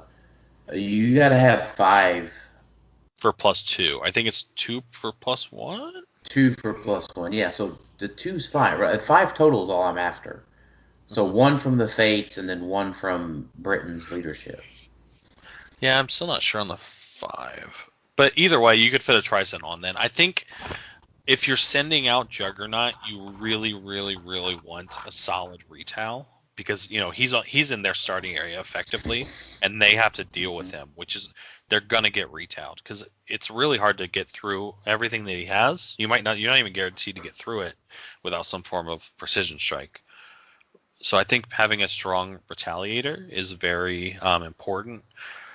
So having Tricent on there. The team that I was just like, I haven't been building that much, to be honest, but the one that I just sort of threw together was I like Juggernaut 175. So Juggernaut 175, Mother puts it at 210, just TK double perplex on the initial thing, 2 Dark Phoenixes, because I like Retaliators. I like Dark Phoenix. She's really good. Ock Arms puts you at 280, so you got 20 points left. And then just like as like at the start, the only 2 X-Men that you can fit after that is Jubilee and Iceman. But Jubilee's good. She protects Juggernaut from Retaliators, or anybody that's, Giant or Colossal? Yeah, Giant or Colossal. So that's not nothing. There are some Retaliators out there. Can you run down those characters again real quick? Yeah, so Juggernaut 175, Mother at 35, 2 Dark Phoenixes, Octopus Arms, and then I had Jubilee. Jubilee's Why also are you really. going for 175 jugs? I like just the stats are important. Having the impervious is super huge, because if you hit an impervious on their first attack, that can just win you a game. If they're hitting you for like 5 and you hit an impervious, like most teams, that's like their big attack. They're not killing you after that. That turn anyway. 5 damage is better than 4. You can perplex attack instead of damage to get through like yeah. So like I'm just thinking how I would do it is, turn 1 you equip with Mother, or maybe even a Dark Phoenix if you don't want to token Mother, if you can pick it up that way. Turn 2 Lock arms are heavy, so you can't. Oh, okay. So turn 2 you would double perplex, either attack or damage, or I don't mind perplexing his defense to a 21 and sending him out, because his stats are high enough that you can do that. So then turn 2 you TK him out, he charges, hopefully kills some stuff. So then he's in their starting area, your team is completely safe in your back area. Turn 3, if they haven't killed him, you get a retail. So you can heal Mother with Jubilee to get her back to top click with the X-Men keyword, and then double perplex. Jubilee? We're talking about the 20-point one? Yeah, the 20-point Jubilee. So you just heal Mother up to get the double perplex again, to get your Dark Phoenix to a 13 attack for the retail. Juggernaut ignores penetrating damage, so he doesn't care about her retaliation at all, so you don't have to worry about that. And then you're retailing with the 13 and doing whatever Juggernaut still can do. And you got theme props and stuff. That's what I initially built. Okay. I like it. I like it too. Funny enough, I also haven't really been team building, because Juggernaut's really not a person I play with. He's not my play style. Yeah, but sure. Literally, you named off the main figures I would put on this. I'm leaning X-Men with him. I'm putting him at 100. I'm playing Mother because I think Mother's just too good. I have 2 Dark Phoenixes, but I'm thinking more of I see him as a pseudo, not Alpha Strike, but almost, just because he can get to the other side. So I'm trying to figure out a way, because I feel like him and Maggot wouldn't be bad somehow. I'm thinking of the other X-Men Alpha Strikers. So Bishop maybe, Maggot maybe. If you could get them over to that side and they could pop out Pogs to support, have follow-up attacks. You're trying to get Nightcrawler to work, aren't you? No, absolutely not. Too many points. Okay. I was thinking Bishop with I know he has phasing, but maybe the Space Gem to carry Maggot, because that gives you an outwit. You just have Lila Cheney, right? 25. I know, but I'm debating about Bishop, because Bishop, obviously the Shard doesn't do much except protect the Dark Phoenixes, because you're going to be up in their face. They got plenty to shoot at within 5. So he's probably the most expendable one that I could do a Lila and then have 30 points to either do another Dark Phoenix or something else. I'm thinking with X-Men, I really like Maggot's potential, and that may not go with the Juggernaut team, but you did mention 4 of the 4 pieces that I had on the team. Sure. It's that other 8, because I get what you're saying with the points. Sure, it gives them, you don't need necessarily the extra perplex when you could just play him at a higher point value to get but it is 75 points for 2 clicks, so it's a fair that you don't it's right. That you're hesitant to pay that. Tyler, did you know how good he was when you added his Thunderbolts keyword in Golden Age and Mighty Age? No. Well, because you get Red Leader. Yeah, that's good. I didn't know he had Thunderbolts. There might be. You didn't know your own piece had Thunderbolts? No, I didn't know Red Leader had Thunderbolts. Oh, you didn't know Red Leader had Thunderbolts. Is there enough in Modern for Thunderbolts? Probably not, right? No, you get Kobik and you get a common Black Widow that can't carry him because he has Battle Fury. Get a Skeen, gives him shape change. That is not wrong. Now, Okay. No, I don't think there's enough for Thunderbolts. That was not. I looked at that one.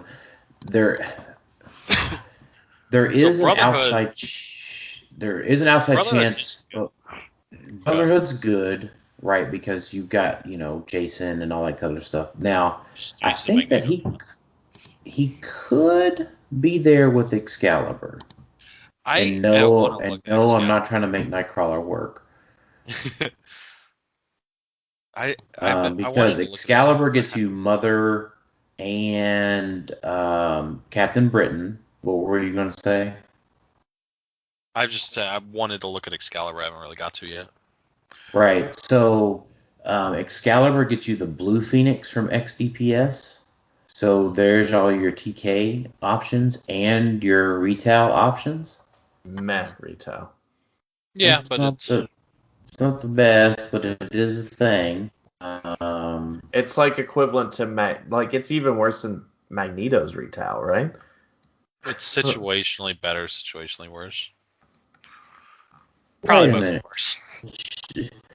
She deals a ranged attack within 3 squares regardless of line of fire, and then she deals 1 penetrating damage. That seems okay to me.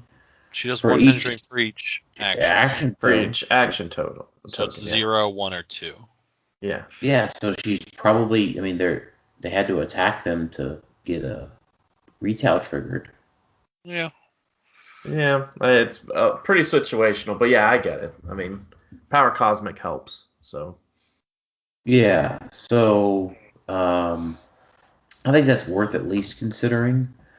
And then, of course, you've got the Lady Britain for leadership, and then Mother, right? But that's just kind of like a repeat of what you were saying with X-Men. But you can also get your big ranged attacker with Jubilee, the 50-point Jubilee, as well, right? The one that needs to go to the Otherworld map. Yeah, I don't know. I will say, trying to build with Juggernaut does make me feel a lot better about the X-Men keyword. Like when we did the set review, we're like, we don't know where X-Men really is. But building with Juggernaut, honestly, it makes me feel a little bit better though. It makes me feel worse, and I think it's because you're overlooking something. In Juggernaut's case, it's a Juggernaut team, more or less, right? You're building around Juggernaut, you're sending him out, boom. X-Men has 0 leadership. There's no good X-Men leadership out there.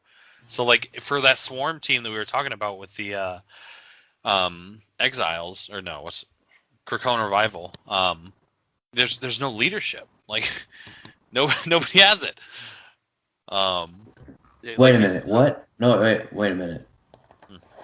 The 25-point Magneto has leadership. No X-Men, right? Yeah, he's got leadership. He's got X-Men keyword. What are you talking about? Oh, the new one. The new one. I forgot about that. Why did he not pull up when I searched it earlier? I wonder why I didn't. He's there. Okay, that's right. Yeah. Okay, so that's pretty good. Never mind. Yeah. It's not. Yeah, he's solid. Okay. Yeah, There's not a lot though. Wait, why does he not pull up for me when I search it? When you search X-Men? Maybe because you're doing the search wrong. I don't know. Modern Age X-Men keyword power is leadership. It's a special power. Those normally show up, don't they?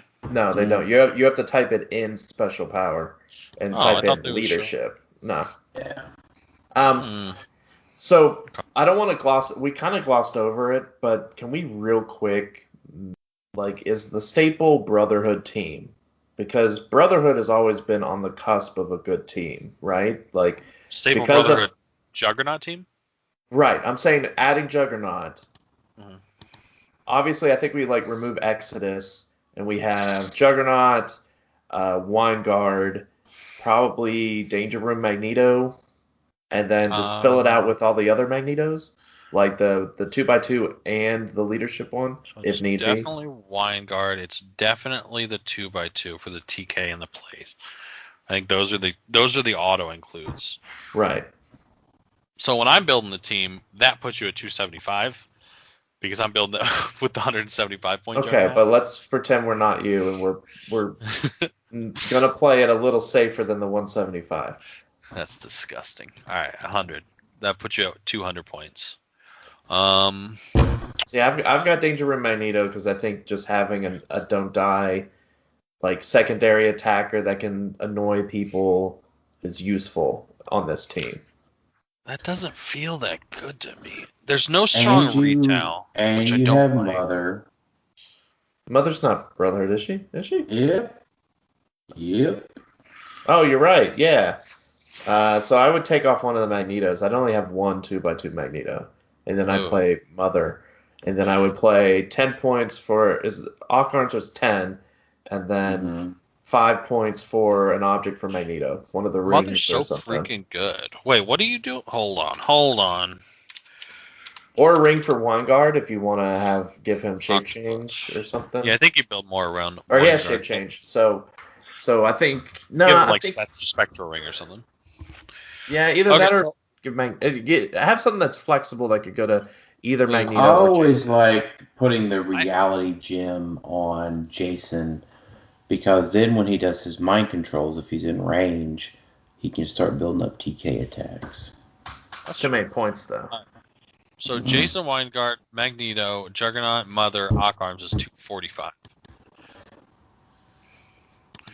Wait, what?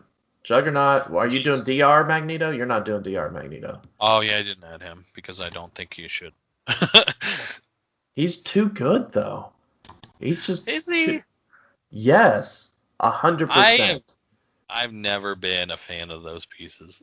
I'm in the minority. He is a piece that you just can't ignore because he has a reasonable time hitting you.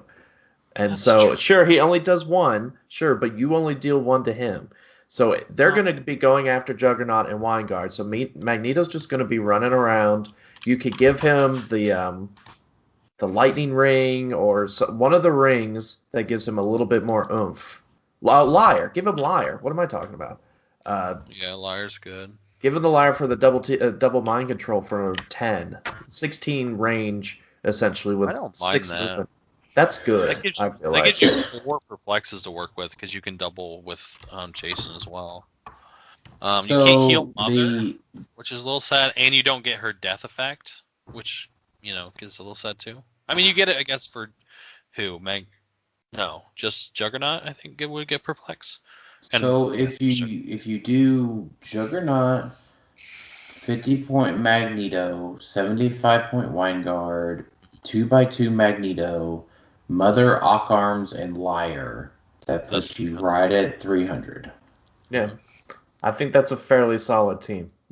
You have 3 major attackers, essentially. If you consider Vanguard popping out Pogs, you've got Juggernaut, Magneto, and Vanguard as threats. And then good support for everything else. That's true. The only thing it doesn't have is the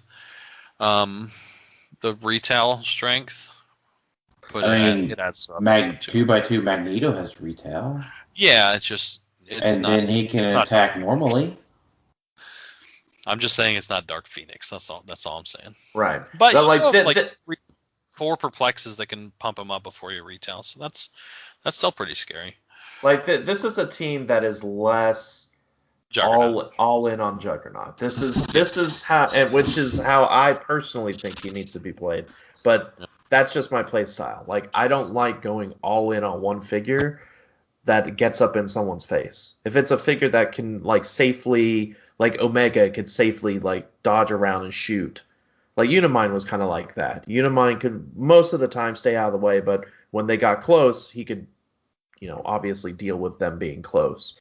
But Juggernaut has to be in their face, and that's just my play style. I like him as the main attacker, but I like having a lot of, if things go bad and they roll really well and I roll really poorly, I have other attackers that can show up and do something. Juggernaut's just so much easier to deal with at 100. At 100, he just seems like you're sending him out. You hopefully he gets kills, but then he's just dead, right?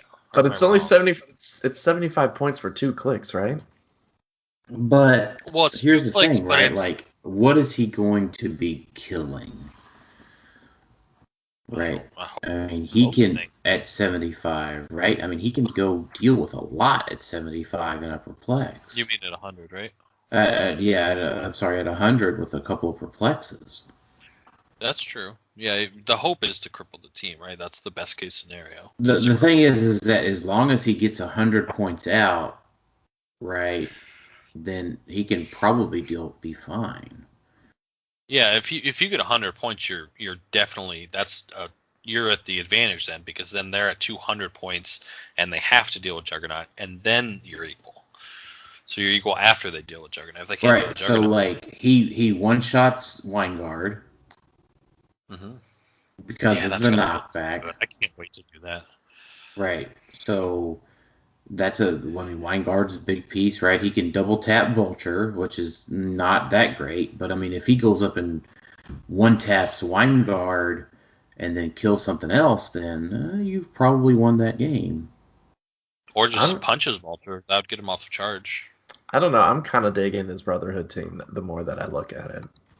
Like, I think it's something that I would actually sit down and... very, very... I like that a lot. It's solid enough for, like... you could team build, and you're like, that's cool. This is one that I look at, I'm like, I actually think I want to put that down on the mat and just see how it does and practice it out. I'm excited to practice again. Yeah, I can't wait to get this set. We're still 2 weeks out now that it's moved to the 6th. I can't wait to sell it. Yeah, it's a little unfortunate that now I'm excited to team build again, and now the Rock's not going to do any more in-person events for a while. WizKids is not going to do any more. And I'm like... Yeah, again, I feel bad. I way prefer online, so I'm kind of selfishly hoping this just pushes it more online. But I know it's hard. I get it. I'm good to play online, but, I mean, maybe WizKids will do something online. I don't know. I have no knowledge of that or anything, but yeah, I doubt it. They don't seem to want to, but maybe.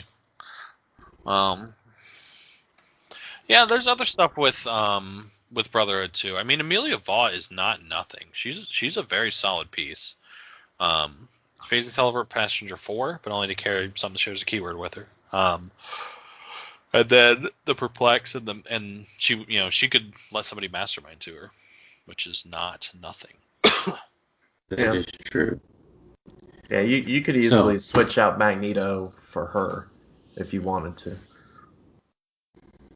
The Danger Room Magneto. Yeah. That's right. I do. Shadow I like King. You can play with Shadow King, guys. That's not making the team. Okay. No, you want to play him at 170, so that means you can't play with Shadow King.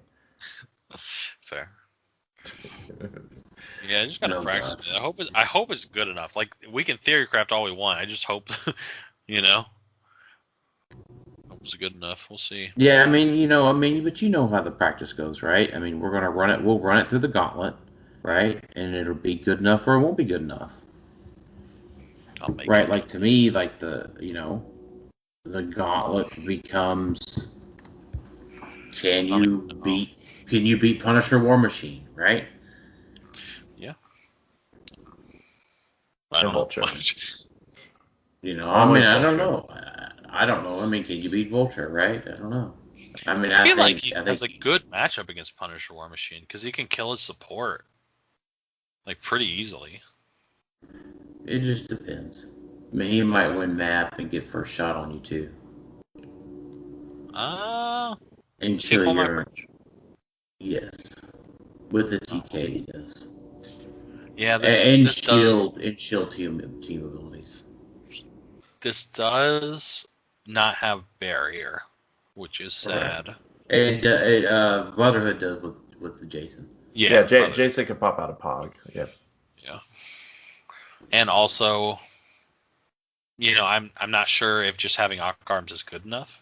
I'm not sure how likely it is that it's gonna be stolen. This one's a +6. I think X-Men was +6 as well. Mystical's pretty safe because of all the Dr. Fates. Right. Or you might have to run 2. Well, not against Vulture, I guess. But... You might have to run two objects. It's possible. Yeah, I mean, it just depends, though. I mean, is there something that's coming out that's going to steal objects? I don't know. I haven't played in a long time. I don't know if like stealing objects is prevalent right now. I don't know who actually. It's not. The only thing that your lights can get stolen by Mary Jane, but heavies no. Hey, you never know. We're getting a Wonder Woman set. Isn't Hawk Girl known for that kind of stuff? Right. I mean, so it depends, right? Is there going to be events before Wonder Woman that could March or February, something like that? So is there something coming in Wonder Woman that could negate Juggernaut's time to shine? We don't know. So let's wrap up with some of our questions tonight. Because there's Fantastic Four before that too, right? Not before Wonder Woman, right? Is it Wonder Woman January, or am I wrong? I don't remember. I thought it was Fantastic Four, then Wonder Woman. I'll look it up while you look at questions. A couple more questions, and then we'll wrap up for tonight. We answered Brian Gailey, Stephen. Brandon Chasteen, are y'all ready for this Krakoa Micron Atoms tech? I don't like it. I think it's going to be a team. I think that's probably fine. Is it better than just using like a phasing teleport carry piece? Like you go farther, I know, but it's easier to plan against for sure. Do you have to place it? Actually, hold on. Krakoa. So I think my answer is that typically as a team we play theme teams quite a bit lately. So I think we'll be able to out alpha the alpha here on the majority of the time. So probably not terribly worried about it at the moment. So yeah, you could just you could place your figures over top of these hindering things so that you can't, they can't pop over then. Like I know there's 5 of them, but they have to be spaced out decently. I think it's more range but less flexible than an average taxi. So I don't know if it's like 100% better. That's right. Side note, to go back to a previous topic real quick. Future Foundation is February. Wonder Woman is actually April. Wow. Oh, okay. Jeez. Well, never mind then. So, in that vein, Matthew Gronheid asks, if we were to get a second DC set in 2021, in addition to Wonder Woman, what would your dream DC set be? Injustice. That'd be sick. Yeah, I mean, I think that's my backup, right? But I think my dream set was made with JLU. I love that show. Yeah, and they could do a lot more. Maybe just like a second JLU would be cool. There's a lot of stuff they didn't do. Maybe with Colossals. I don't even know if that's doable. Yeah. Hold on, that's the answer. I want the what started with AI set of Colossals.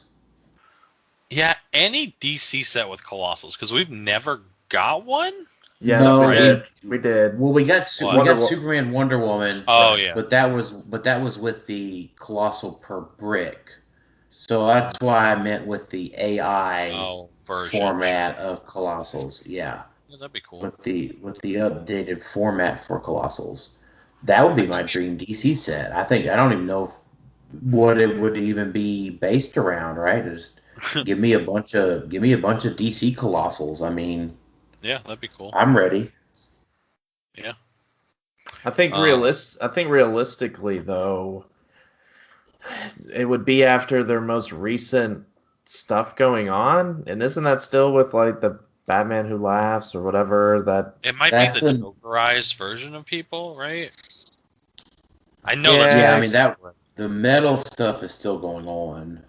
Yeah, so it wouldn't surprise me because when we got the metal chases, I don't think it had blown up into as big as it is in the comics now. Like it's its own saga, as opposed to before it was kind of like a one-off, I think, or like a little abridged thing. But now it's like invaded the normal universe. It's definitely expanded more than the original. So it wouldn't surprise me, especially with how popular it is. Mm-hmm. It wouldn't surprise me if that is the next DC set. If we get something that has to deal with it. Dream set. Dream, Alex.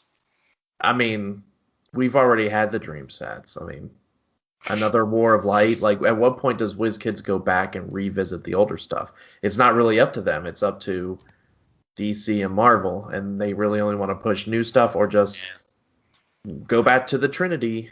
And so, Alex, you're too analytical. I'm just saying realistically. Dream. Well, all right. If it's DC, then sure, Watchmen. Done. Yeah, there you go. Yeah, there we go. All right. Yeah. Last question of the night. Matthew Lynch has a statement. All characters that are not generic should be unique. Maybe then the game will be fun again. Playing since the beginning of Heroclix. That is a fine opinion to have that I disagree with. I also disagree with. It's very difficult. Whenever WizKids supports it, like, I don't know. I just, it is what it is, right? There's multiverses in comics, right? But it's like you compare it to, say, like Warhammer, right? I mean, they have armies of things, right? Like pew pew pew pew, right? Like the same pew pew things, right? I don't know. You know what I'm talking about? Tanks and blowing up shit things. Yeah, I think Heroclix is a game first and comic accurate second. That's sort of how it's always been. So that's right. I think he has what he says has merit in the regards of playing the same of one figure that isn't somewhat generic. Like, if you take one overpowered figure and then play, like, 3 copies of them, like Super Rare Wolverine was, I don't like this conversation, Alex. I kind of get that. Like, I get it, though. Like, now, it doesn't have to be comic accurate, and you can play different Wolverines, but, you know, I kind of get what he's saying. There are times where I'm like, that would be kind of nice, but, yeah, the game won't ever go that way, but... You know, and that's why we do local events where we have those rules in play occasionally. Where we're like, hey, everyone's got the unique ring if their name is... like the Clash of X event that we're having in January. That has the same Highlander-type rules where they're all unique unless they have generic Various as their name. Or real name Various, I mean. So here's what I would also just give you a little bit of encouragement there, Mr. Lynch, is, you know, make sure that you find a way to find enjoyment with the game. You know, 2 years ago I was kind of running into a little bit of a rut of finding enjoyment with the game, so I had to make sure that I retooled how I was thinking about it. This is a game. It's here for fun. We take it seriously. But make sure that you find how you can have fun with the game. And even in a competitive sense, there are what I'm going to call Highlander type teams that are extremely competitive right now. So maybe check some of those out. You know, you don't have, you play the game in a way that makes you happy. And be respectful of folks that are enjoying the game within the rules as well. And I think it's a reciprocal thing. I completely respect folks that want to play the game Highlander as long as they're respectful of me wanting to play 6 Wolverines. Yeah. Have fun. Have fun. All right, final thoughts. Alex, you said you didn't want to be on until 1 in the morning, and you're 3 minutes away from that. So, my final thought. You want me to go first? Yep. Man, I hope everyone has a Merry Christmas or Happy Hanukkah or whatever, because definitely you need it. Take some time for you. Take some time for your family. Even if you have to be socially distant, take some time. And if Heroclix stresses you out, take the holiday season for a week off and then come back. Tyler? I am impatiently waiting the first tournament that Juggernaut is legal. That's when I'm gonna go. I'm gonna go hard, hopefully. Sounds good. Well, thanks everybody for listening to Clixed Off today. Have a happy holiday season, Merry Christmas, Happy Hanukkah. However you choose to celebrate this holiday season, please enjoy yourself. And thanks for listening, and have a great day. See ya. Bye.